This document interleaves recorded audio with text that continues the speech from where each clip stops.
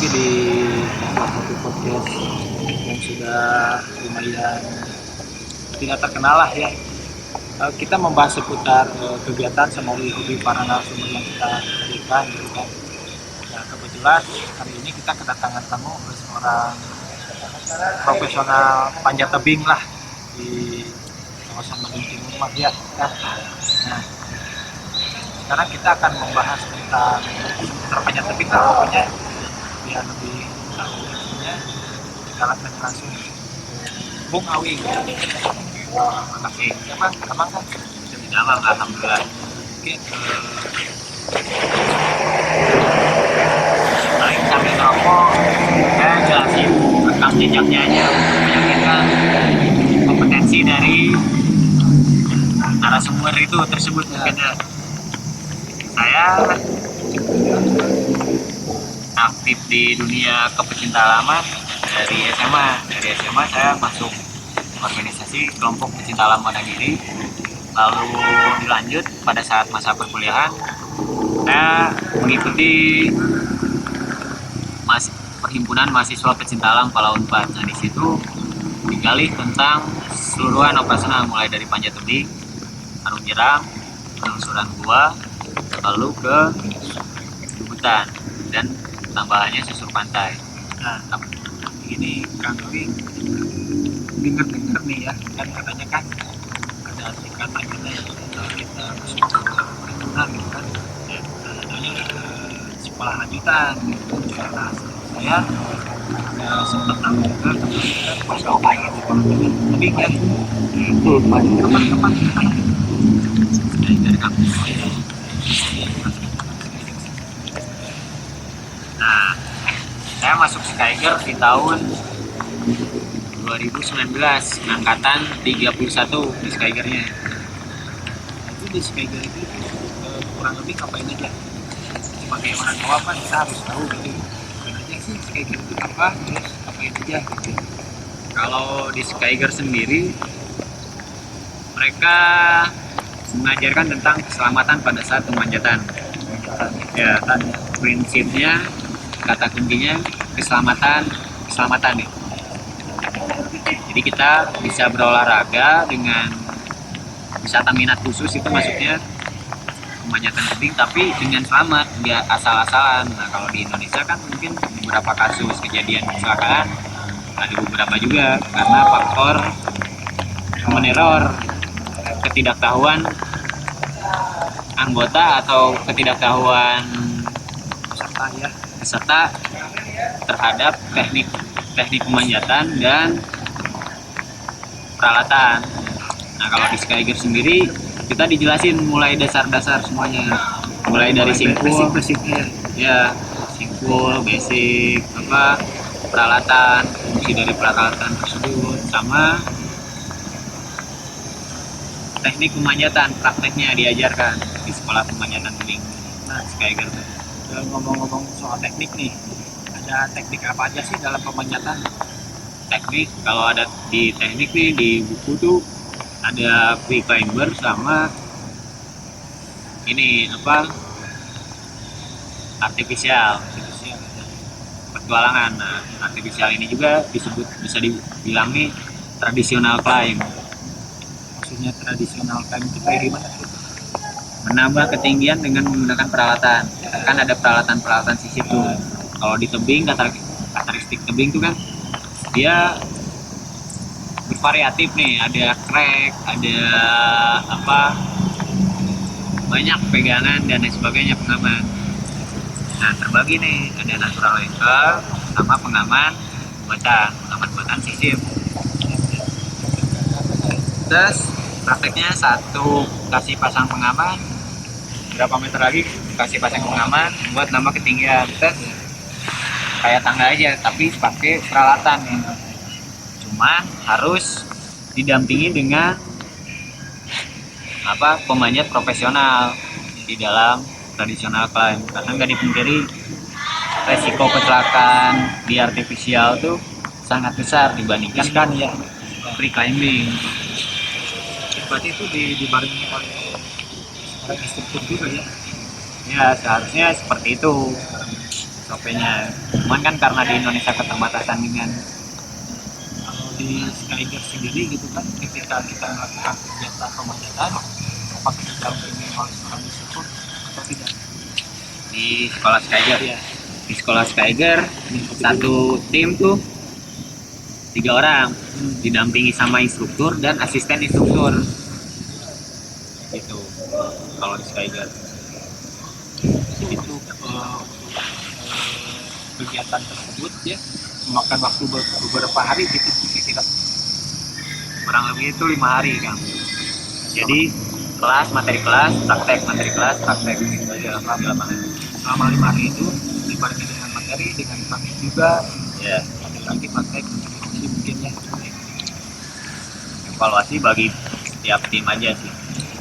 Nah, yang kita mau tanyakan sebagai orang awam gitu kan dalam dunia pemanjatan, apalagi yang terbuka gitu kan. Output dari sekolah teman-teman senior ini tuh seperti apa sih? Dan gimana gitu? Output tuh hasil. Ya hasil. Hasil yang paling pertama tuh adalah sertifikasi kompetensi kita sudah melaksanakan pemahaman keselamatan pemanjatan. Sertifikasi itu yang pertama. Yang kedua, pemahaman tentang materi dasar-dasar pemanjatan tebing di Indonesia. Itu yang didapatkan. Dan yang ketiga tuh link. Karena Skyger itu berdiri di tahun 7. Nah, sebelum ke situ, saya mau nanya dulu nih, sejarah Skyger itu kayak gimana sih? Nah, kalau sejarah Skyger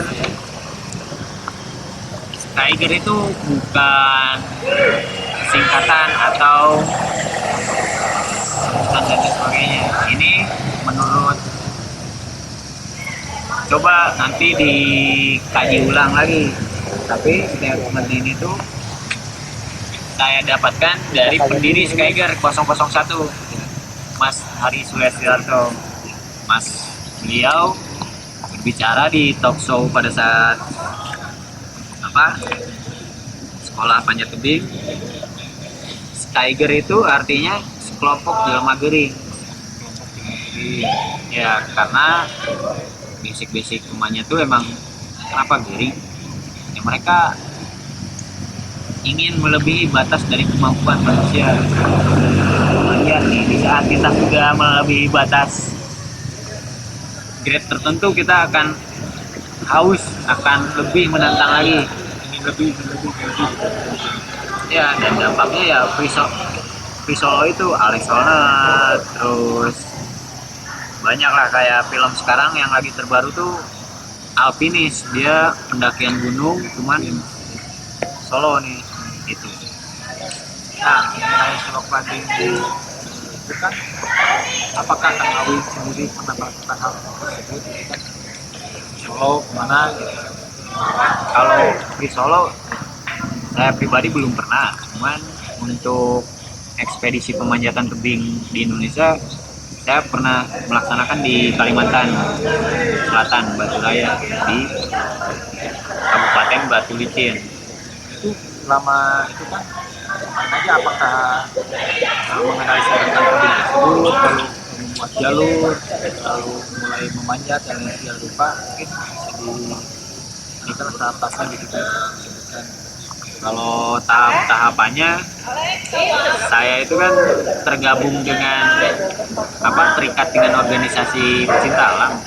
Jadi ada proses administrasi yang perlu diselesaikan, mulai dari perizinan, proposal, sponsor, pendanaan dan lain sebagainya dilaksanain di pemberangkatan. Pemberangkatan juga sambil penguatan skill dibagi dengan tim, ya, pelatihan manjat artifisial dan lain sebagainya. Nah, pada saat pemanjatan di sana, tinggi tebing tersebut itu 500 meter di titik pemanjatan, sedangkan itu berada di titik 1000 mdpl permukaan laut. Nah, tapi titik puncak tebing itu tuh kalau dihitung dari titik pemanjatan sampai atas itu 500 meter. Nah itu bisa dijadikan big wall nih, tebing batu raya itu. Big wall di Indonesia yang aslinya berpotensi untuk dijadikan wisata pendukung DAB lah, apa dana apa ya namanya tuh, untuk perekonomian daerah PAD. Untuk kategori panjat tebing tersebut kan kalau di namanya kejuaraan nasional gitu kan ada beberapa ini sih macam. Ada beberapa macam. Nah kalau sekarang ada di 3, speed, lead, terus boulder gitu. Speed, lead, boulder yang tadi saya lakukan di kategori papan. Kalau dari speed sendiri itu lebih mengutamakan apa? Kalau speed itu ada 2 jenisnya juga, speed class, speed world record sama speed klasik. Speed klasik kalau kalian kita pernah ke Saparua ada nih papan panjat tapi lurus. Nah itu klasik.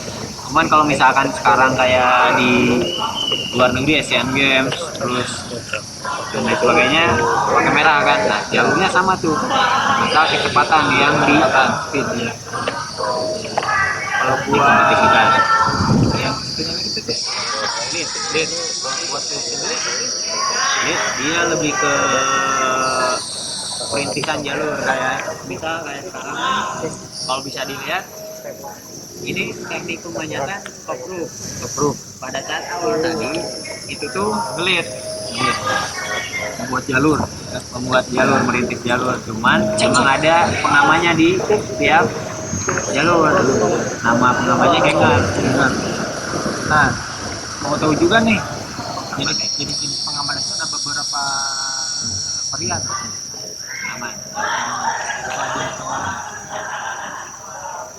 Aman mas, pengaman merah, pengaman biru, sama pengaman putih. nah coba diklasifikasikan tuh dari si pengaman mas dulu nih Pengaman emas itu fungsi dengan baik, dan yang pertama berfungsi dengan baik dan tidak potensi untuk gol atau lepas dari pengaman. Misal kayak sekarang nih topluk di atas itu pakai pengaman pengunci ya, pakai screw biasanya, karabiner screw gitu. dari pengaman siapa lagi dari